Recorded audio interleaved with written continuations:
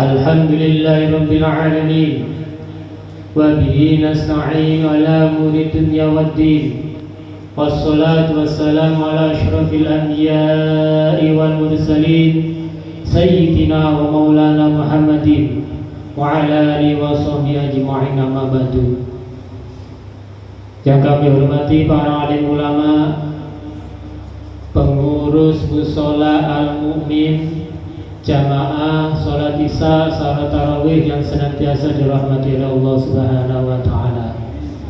Terima kasih saya diberi kesempatan di sini untuk thalabul ilmi, karena setiap manusia harus setiap saat belajar untuk memperbaiki ibadah kita, bagaimana kita menjalani kehidupan agar semakin lama semakin baik.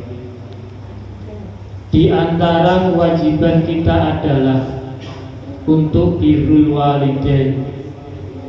Kalau birrul walidain, maka yang kita ingat apa? Anak soleh.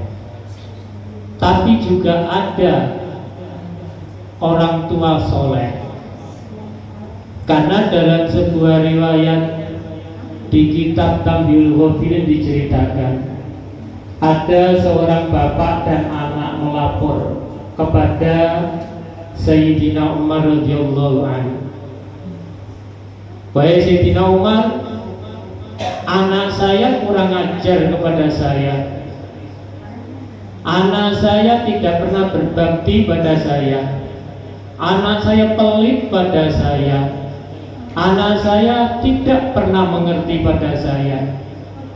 Lantas akhirnya ditanya sama Sayyidina Umar, benarkah kamu tidak pernah bantu bapak mamamu? Kamu tidak mengerti bapak mamamu? Dan seterusnya. Benar.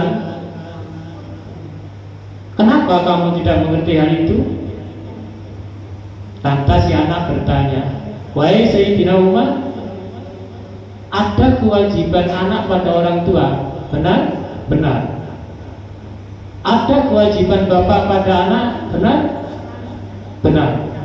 Lantas kewajiban bapak pada anak itu apa? Apakah memberi contoh birrul walidain kewajiban bapak? Benar.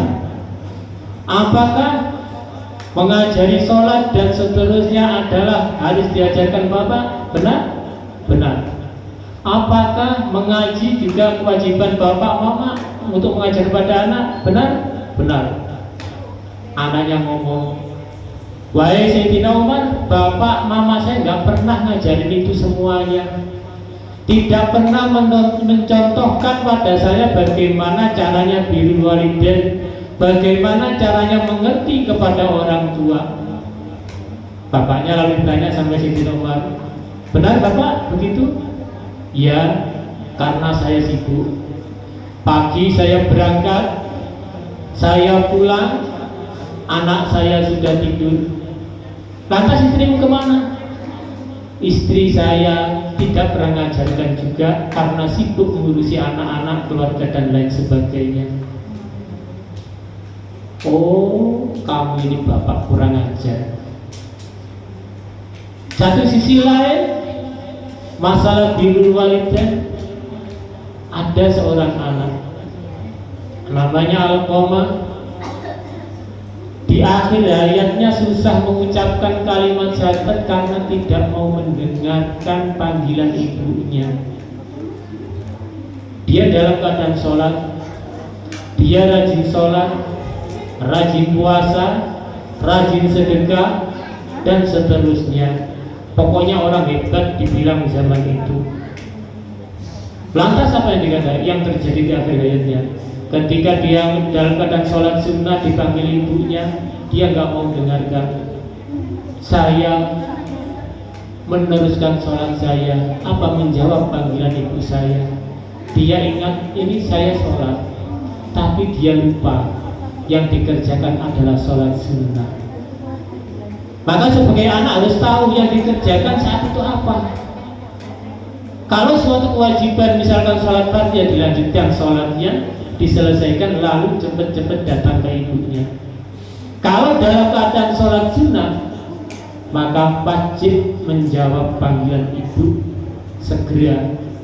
Di antara ciri anak sholat adalah ketika dipanggil ibunya menjawab lalu datang. Maka jangan heran, di dalam sebuah riwayat dikatakan juga birru abakum tabirru abnaakum. Kita harus berbuat baik, memperbaiki hubungan kita dengan orang tua kalau menginginkan mempunyai anak yang soleh. Kalau tidak memperbaiki hubungan kita dengan orang tua, kita cuek dengan orang tua kita. Padahal dulu waktu kecil bapak mama kita yang membesarkan kita, baru hamil, belum ada yang mendoakan kita mau jadi apa, bapak mamanya sudah doakan, mudah-mudahan nanti anak saya menjadi anak yang soleh, besar menjadi orang sukses, menjadi orang hebat dan seterusnya. Sudah lahir pagi-pagi, nak sudah makan, nak sudah mandi, nak ayo berangkat sekolah, nak, dan seterusnya. Kelihatan diam saja, tanyain kenapa kamu, nak, kamu pusing gak, badanmu meriang gak, dan seterusnya. Tanpa anak ngomong, orang tua sudah respon duluan. Tapi apa balasan anak ketika orang tua sudah tua? Ketika orang tua sudah gak mau kerja lagi, sudah sakit-sakitan, apakah kita memperhatikan seperti perhatian orang tua kepada anak? Itu kenapa Rabbi firli wali walidayya warhamni